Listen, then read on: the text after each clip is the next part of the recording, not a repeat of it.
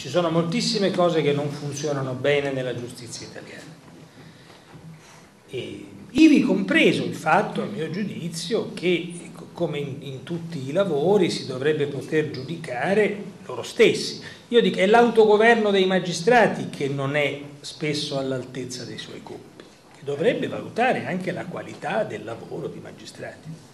È evidente, tutti vediamo che ci sono magistrati che sono più appassionati all'andare sui giornali che non a fare il loro lavoro, o che costruiscono indagini campate in aria che costano un sacco di soldi e non arrivano da nessuna parte.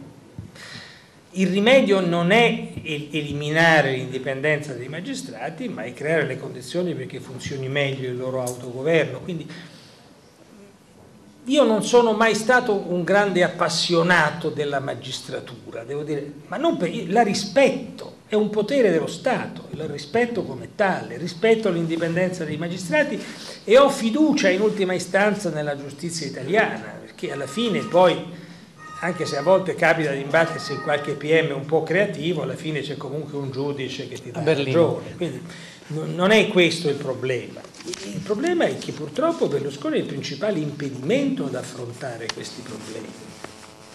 Se c'è, come dire, una garanzia suprema della difesa di ogni posizione corporativa dei magistrati, è Berlusconi.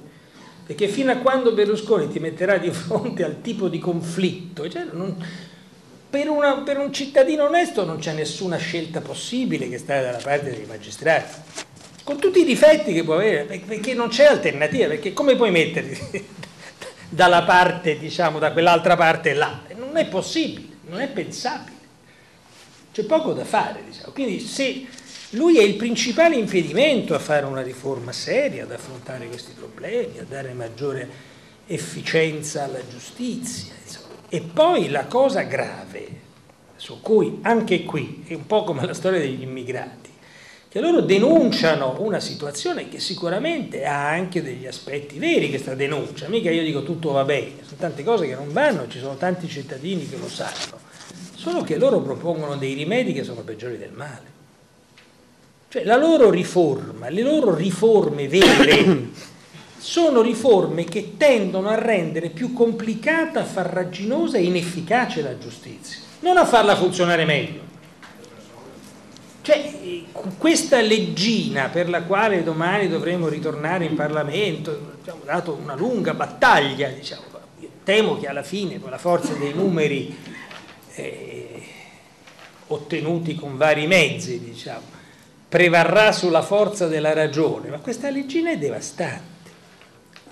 Cioè, per mandare in prescrizione alcuni processi di Berlusconi, si prende un provvedimento che farà saltare centinaia, forse migliaia di processi, cancellando il diritto alla giustizia, perché quando Berlusconi parla di giustizia parla solo degli imputati. Io capisco, una condizione anche umanamente comprensibile, perché è la sua, diciamo, ma non pensa mai alle vittime.